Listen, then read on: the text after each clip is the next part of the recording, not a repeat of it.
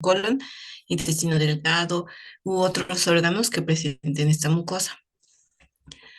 Ahora, el pólipo se reserva para lesiones que son pequeñas. Cuando ya hablamos de lesiones grandes, mayores incluso a 10 centímetros, según unos libros, u otros que dicen mayores a 5, vamos a hablar de tumores. Em, Estos se pueden diferenciar en pediculados cuando la base es delgada. Cuando son subpediculados, en este caso la base va a ser ancha y va a tener un aspecto arborizado.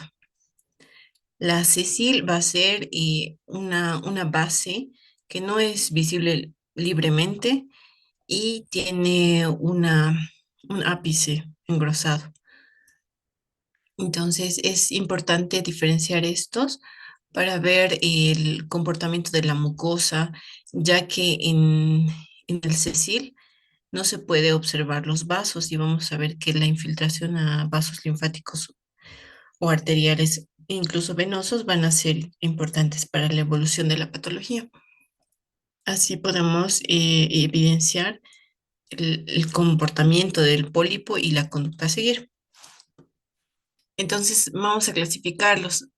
Según la clasificación histológica de Morson, tenemos a los pólipos neoplásicos o adenomas, que es un grupo de mayor importancia. ¿Por qué? Porque tienen un potencial maligno. Y entre estos vamos a tener al tubular, al velloso y al túbulo velloso, o también llamado mixto.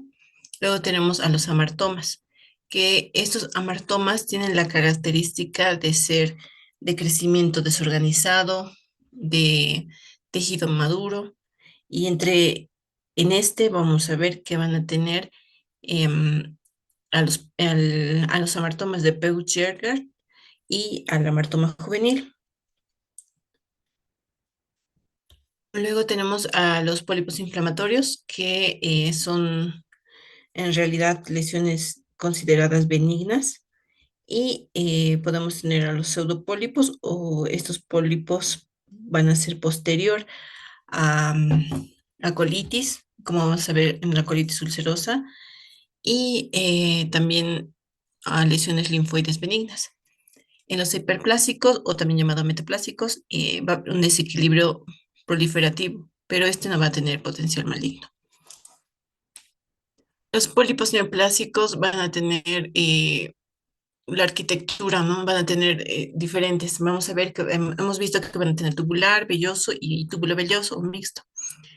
Los adenomas tubulares van a ser un 75% de los casos, de todos los pólipos neoplásicos, ¿no?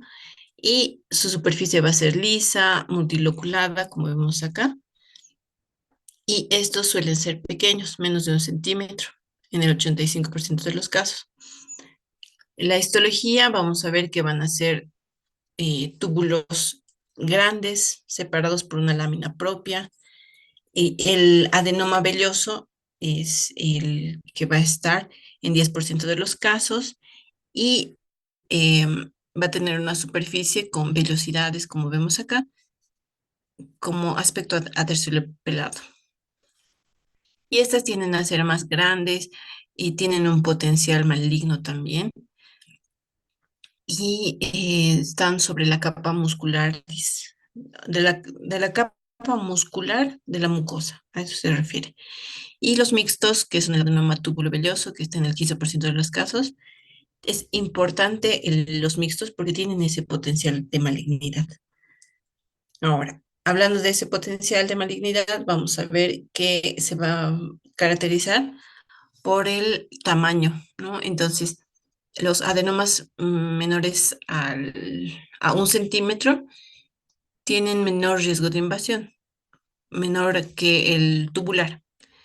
Es decir, predictores de malignidad, vamos a ver que el riesgo va a aumentar dependiendo del tipo histológico, como vemos acá, el velloso tiene un potencial maligno y el tamaño, ¿no? El riesgo de los adenomas mayores a 2 centímetros aumentan el riesgo. Entonces vamos a ver qué va a ser dependiendo en qué etapa se lo está identificando, cómo va a ir a progresar a un carcinoma y demás. Bueno, la secuencia, vamos a ver que de un adenoma a carcinoma, la secuencia va a ser esto. Va a haber una ventana, ¿no? Que es prevenible viendo pacientes con colonoscopía, sangrado anal. Estos pacientes tienen que llamarnos la atención. Entonces, vamos a ver que hay una mucosa normal, un microadenoma, luego va a pasar a un adenoma y a displasia. La displasia ya vamos a tener células con diferenciación de normal a atípica. Entonces, dependiendo de la diferenciación, si son muy indiferenciados, tienen un potencial maligno, ¿no? Y mayor potencial maligno, menor respuesta al tratamiento.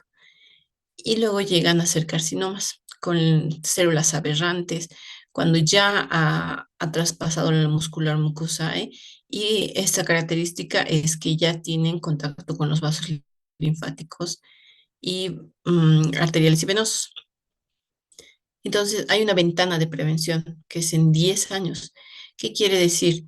Que hasta 10 años nosotros podemos prevenirlo. Es decir, si vemos un pólipo, lo identificamos, tenemos como que 10 años para identificarlo, porque si pasa esos 10 años sin identificarlo, es probable que vaya carcinoma. Entonces, la edad de incidencia de los pólipos va a preceder, o sea, va a ser menor a 10 años hasta que se convierta en cáncer. ¿Ya? Entonces, ¿por qué es importante? Porque el 30% de las piezas quirúrgicas que hemos visto han tenido pólipos asociados, ¿ya? Y un estudio en Minnesota ha visto que la extirpación sistémica ha, ha habido una reducción de la incidencia de cáncer de un 75-80% de los casos. Entonces, la mayoría de los adenocarcinomas pasan por etapas, ¿no? De adenoma tienen que hacer una polipectomía, que va a ser una herramienta eficaz. ¿Por qué? Porque así como podemos hacer la polipectomía, esta nos va a prevenir o va a disminuir el riesgo de que vaya carcinoma. Entonces, la frontera de invasión. Vamos a ver que la frontera de invasión es la submucosa. ¿Por qué? Acá, como les había mencionado, en la submucosa ya va a tener esta característica, ¿no? Que va a tener vasos linfáticos, arteriales y venosos. Entonces, el cáncer invasor ya ataca esta submucosa y el riesgo de atipia, la aberración celular, ya va a irse hacia un carcinoma. Entonces, la displasia o atipia va a ser alteraciones en el epitelio, pueden ser de leve, moderada, severa.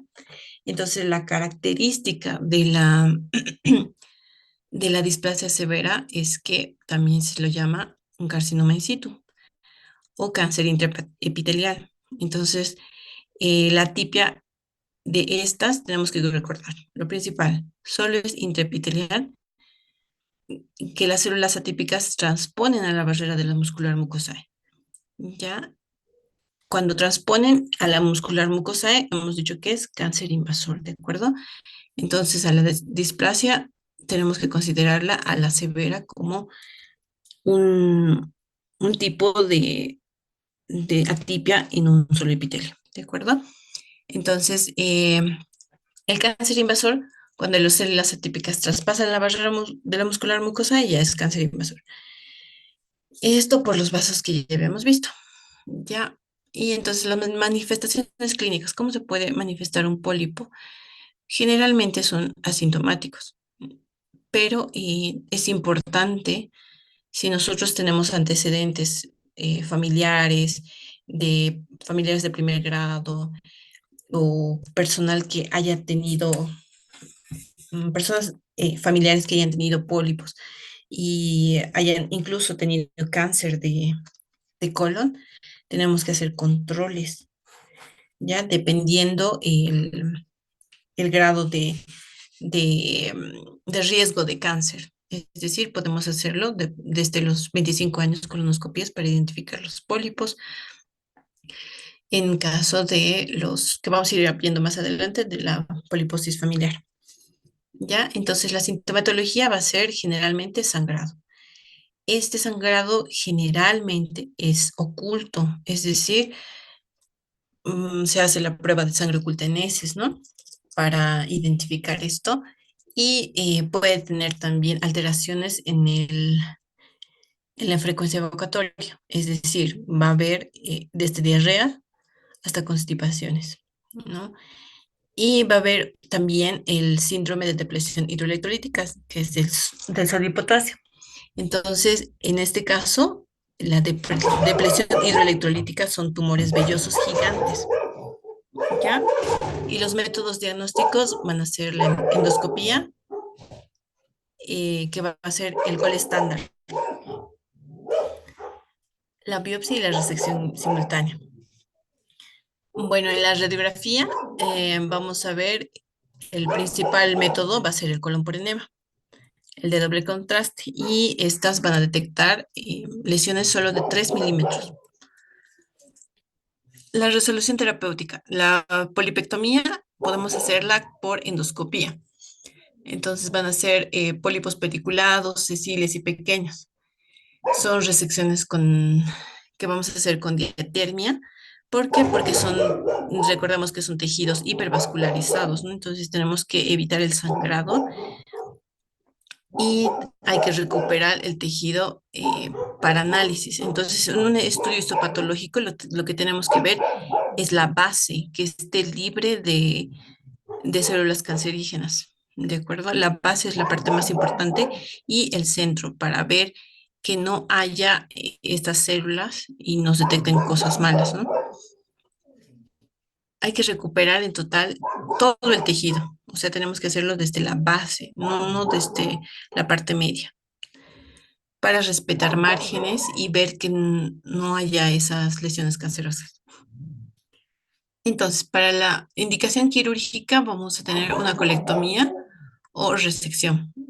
Los pólipos sesiles con bases mayores a 2 centímetros. Lo malo de estas es que para tener un buen tejido para estudio pueden tener riesgo de perforación por endoscopía.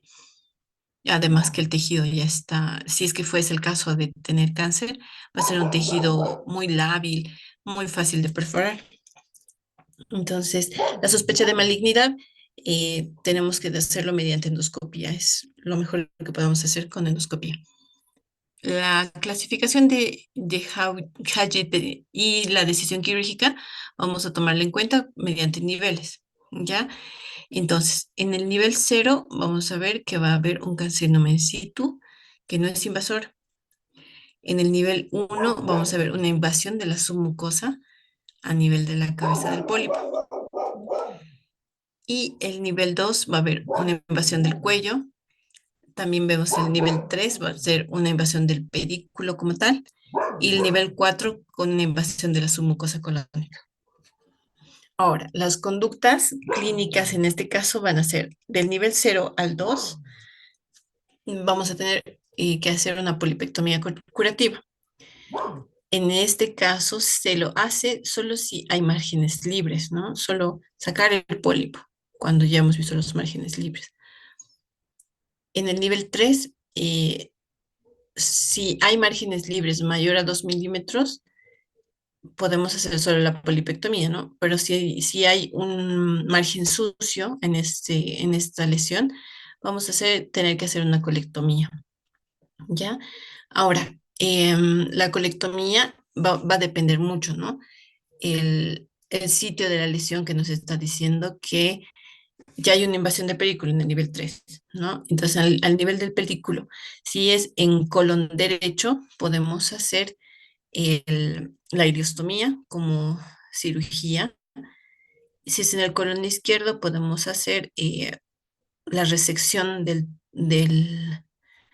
un tumor o con márgenes libres, con colectomía, ya sea de la lesión tumoral y hacer una colostomía, es decir, el margen proximal del colon se va a abocar a la pared. En el nivel 4, cuando hay invasión de la mucosa colónica, es riesgo ganglionar, ¿no? Entonces ya requiere una colectomía oncológica. ¿A qué se refiere la colectomía oncológica? Es sacar la lesión tumoral y también hacer la resección de ganglios periféricos al tumor. Luego vamos a ver la poliposis adenomatosa familiar, que esta va a ser genética, va a ser una enfermedad autosómica dominante. Es importante esto, ¿no? Es autosómica dominante, es decir, que la frecuencia de pasar de un familiar a otro es muy alta. Bueno, entonces esta se va a presentar en el cromosoma 5, en el gen APC. La presencia va a ser de múltiples adenomas, como vemos acá en la imagen. Y los pólipos en la adolescencia van a pasar em, de pólipos en la adolescencia a síntomas a los 30, es decir, sangrado generalmente o alteraciones en la frecuencia evacuatoria. Luego, a los 40 años ya podemos ver que puede pasar a cáncer. Entonces, es importante en pacientes que han tenido antecedentes familiares hacer la colonoscopía, la sangre oculta en heces, ¿no? Como screening. Luego, el riesgo de cáncer en estos van a ser inevitable, ¿no? Siempre y cuando no haya tratamiento. El tratamiento, en este caso, va a comprometer la proctocolectomía total, es decir, sacar todo el colon y el resto, que es el intestino delgado, abocarlo al recto o al ano. Ya. Bueno, la poliposis puede tener eh, implicación extracolónica, como es el síndrome de Gardner, donde va a tener síntomas como osteomas en el cráneo y en el maxilar, los tumores desmoides que van a presentarse en el mesenterio. Son como lesiones cicatrizales, es como si se hubiera producido una herida, una lesión a ese nivel, y va a haber un tejido cicatrizal. Y a nivel de la retina va a haber hipertrofia del epitelio pigmentario de la retina. A nivel del estómago podemos también encontrar pólipos y además en el intestino delgado, que son poco frecuentes, pero puede presentarse. Ahora, las manchas en la retina, esto puede ser pregunta de examen, ¿no? Son, nos pueden predecir la enfermedad de retina antes de que aparezcan los pólipos. Luego tenemos a los amartomas y las lesiones no neoplásicas. Los amartomas, bueno, vamos a ver que son pólipos juveniles y el síndrome de Peutz-Jeghers. Vamos a ver al amartoma como un pólipo de retención con quistes. Eh, Acá vamos a ver que es frecuente la autoamputación, pero no tiene potencial maligno aislado. Los pólipos inflamatorios son pseudopólipos, es decir, pólipos falsos. ¿Por qué? Porque no están naciendo directamente en la mucosa. Y estas son generalmente asociadas a la colitis ulcerosa y a la enfermedad de Crohn, que lastimosamente sí em, van a tener la implicación de la enfermedad intestinal inflamatoria, que igual es frecuente en nuestro medio, puede producir estos pólipos inflamatorios, ¿no? Pero no son premalignos per se, ¿ya? Y luego tenemos el síndrome de Peutz-Jeghers, que son amartomas con manchas melánicas. Vamos a tener estas manchas en manos y en labios. Ya, bueno, la etiología del cáncer colorectal va a tener un componente genético y ambiental. Lo principal de esto, bueno, los factores moleculares. Va a haber un modelo de pasos, ¿no? Va a haber acumulación de 4 a 6 mutaciones y el gen KRAS, que es la mutación del codón 2 que es el promotor del crecimiento, y los genes supresores, que van a ser la pérdida de regiones en cromosomas. Ahora, los factores dietéticos. Vamos a ver que estos factores implican, se van a dar cuenta que, bueno, han debido leer ya su libro, que los factores de riesgo son comer carnes rojas y exceso de grasas saturadas, ¿no? Entonces, imagínense en Argentina, por ejemplo, es un lugar donde hay alta incidencia de cáncer de colon. ¿Por qué? Porque consumen bastante carne roja, ¿no? Y entonces van a leer ahí que dice también en Argentina, en Estados Unidos, donde el plato típico de Estados Unidos, que es las famosas hamburguesas, que es carne súper procesada. Entonces, es un factor de riesgo bastante importante que está trascendiendo a nivel mundial. Es algo que deberíamos evitar, ¿no? O disminuir en la alimentación. Luego tenemos factores protectores. El hecho de no consumir o consumir en muy poca cantidad calcio y antioxidantes es también algo que nos va a ayudar si es que consumimos esos alimentos. O sea, nos va a ayudar como un factor protector. Entonces, el mecanismo básicamente es, las bacterias colónicas transforman el sustrato en agentes promotores para la alteración de las, eh, de las células intestinales. Ya, bueno, con esto vamos a las posibles preguntas de examen.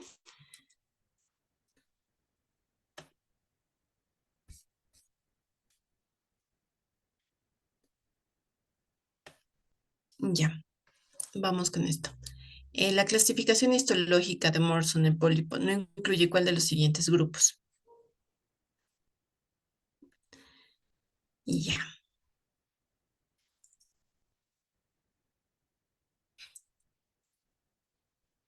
la uno, ¿cuál es la respuesta correcta?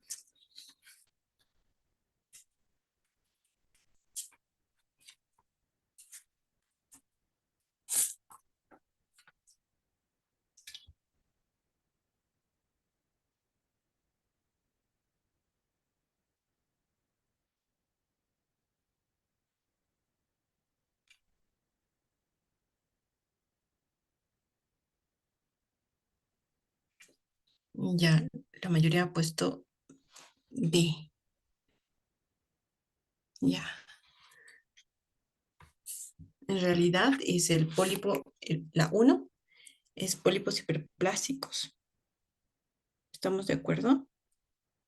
Que es la parte 4, ¿verdad? Perdón, la inciso D, está bien.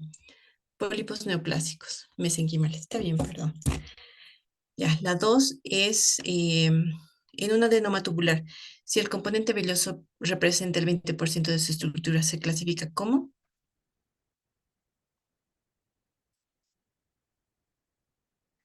Muy bien, adenoma túbulo velloso o mixto, ¿no?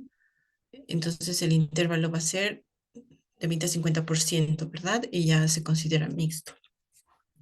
Ya.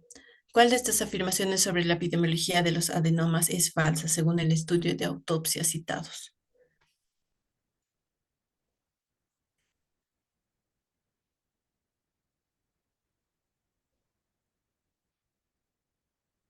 ¿Cuál es falso? Ya, muy bien. Son más, bueno, en realidad son más frecuentes en varones que mujeres y 2/3 de todos los pólipos son adenomas y la multiplicidad es más frecuente en adenomas tubulares. Es decir, lo falso es el 75% de los adenomas son vellosos, que en realidad es la más frecuente. Ya, les voy a marcar esta y para ir pasando con otros y le sacan screen cada vez que lo marque. Ya, entonces la uno es D, la 2 es C, adenoma tubulovilloso mixto, y la que no es o que es falsa es esta. Ya, le sacan screen 5 4 3 2 1. Ya lo voy a borrar. Vamos a pasar al siguiente.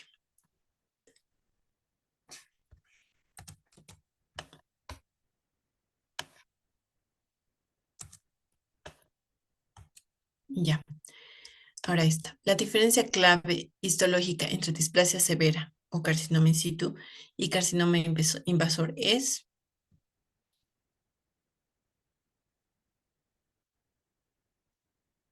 muy bien la B. Ya vamos a marcar igual esto.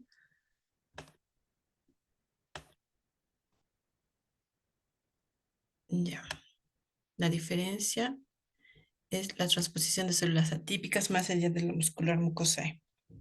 Listo. La 2. ¿Cuál es el factor más estrechamente relacionado con la presencia de cáncer invasor en un pólipo?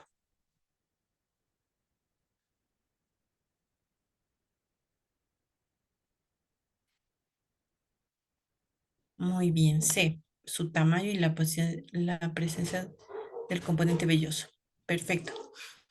El síndrome de depresión, el hidroelectrolítica, o sea, la pérdida de sodio y potasio, se asocia típicamente a,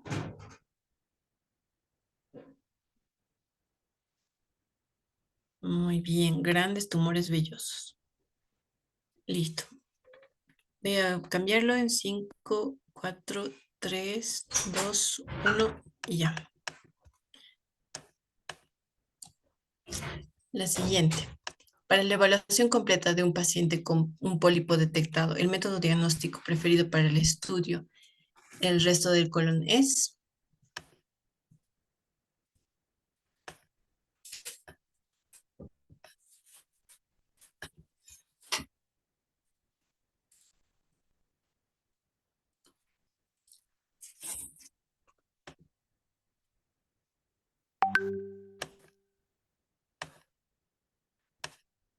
Ya, la colonoscopia total. El tratamiento estándar de un pólipo adenomatoso benigno es.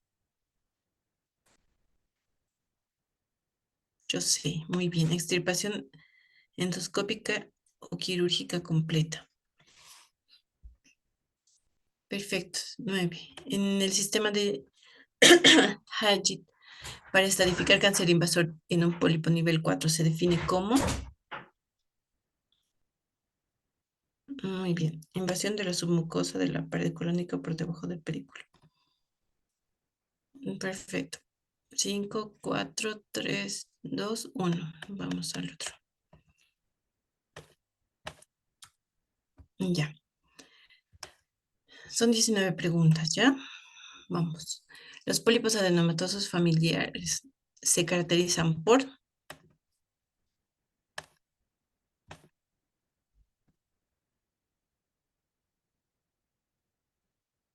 Muy bien.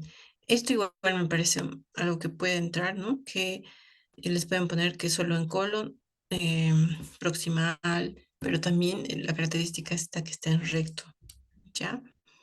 Siguiente. ¿Cuál de las siguientes es una manifestación extracolónica de la poliposis adenomatosa familiar que puede estar presente desde el nacimiento y es predictiva de la enfermedad?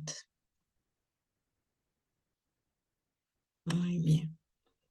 Cambios pigmentarios de la retina. Perfecto. El tratamiento quirúrgico de elección actual para la poliposis adenomatosa familiar que busca preservar la función esfinteriana es la proctocolectomía total con anastomosis ilioanal y reservorio iliar. Ya, entonces hemos dicho total, ¿no ve? Es importante, total. Y va a haber una anastomosis ilioanal. Y el reservorio ileal, ¿por qué se hace? El reservorio ileal es porque necesitamos que una porción del intestino, porque el intestino grueso, ¿cuál es su función?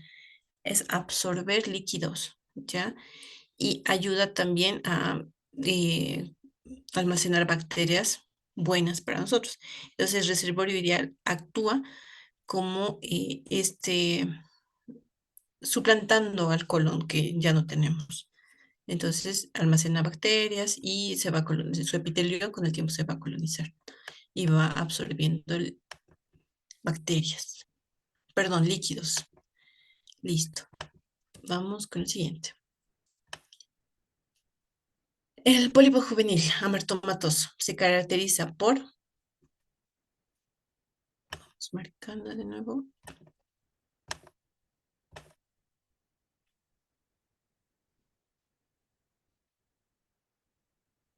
Ya. Lo característico del amartomatoso es que tiene una estructura histológica con cavidades quísticas. Y esos son pólipos de retención. Y en este caso, el amartomatoso tiene harto contenido bacteriano, lo que conlleva a mayor alteración genética. ¿Ya? Luego vamos. Mutación del gen KRAS se encuentra con mayor frecuencia en... Muy bien. Adenomas mayores a 1 centímetro y adenocarcinomas. Perfecto. 15. La presentación clínica más frecuente de un tumor en el colon derecho es...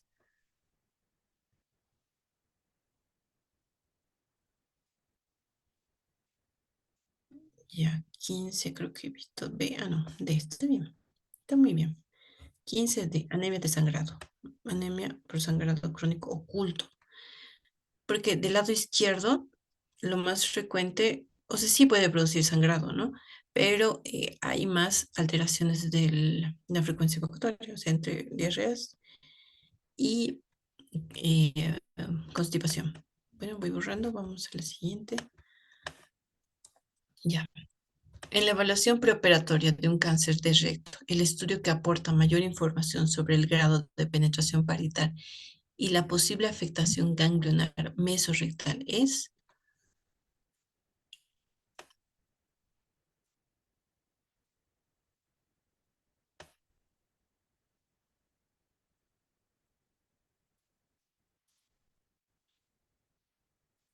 están entre B y C.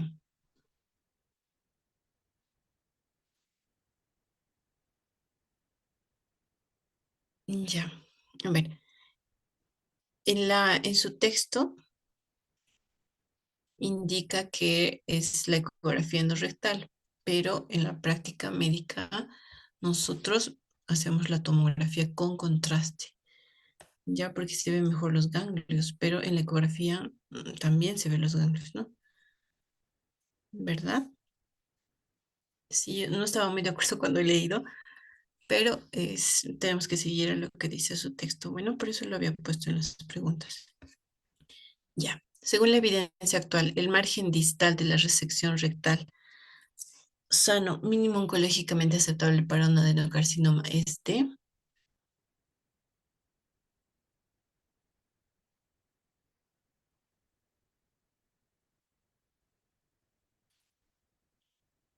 B. Muy bien. Su texto lo dice, ¿no? 2 centímetros. Listo. La amputación abdominoperineal de Mills para cáncer de recto está indicado principalmente cuando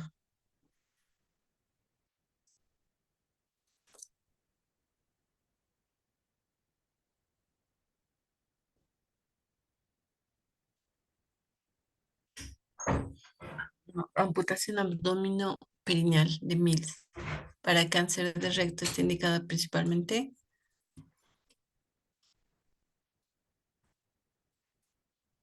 Ya están entre A y B. Es B.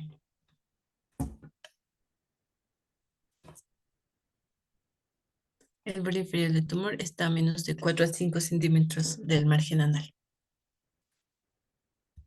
Ya, bueno, vamos con la última pregunta mientras le saco foto y ya vamos.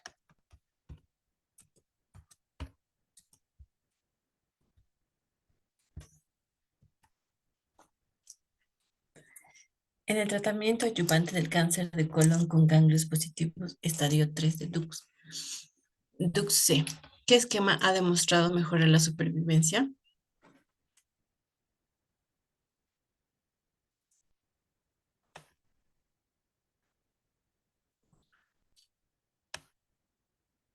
La enciclofluoracilo asociado al levamisol es la respuesta. Bueno, y eso igual está en otros tipos, creo que en gineco igual me acuerdo haber leído cuando entró la recién. ¿Ya? Bueno, eso sería la clase de hoy. Nos vamos a ver la próxima semana con otros temas más y eso sería todo. Que tengan buena noche, chicos. Y, la próxima vez igual vamos a seguir marcando las respuestas. Gracias, doctora. Hasta luego, sigan estudiando.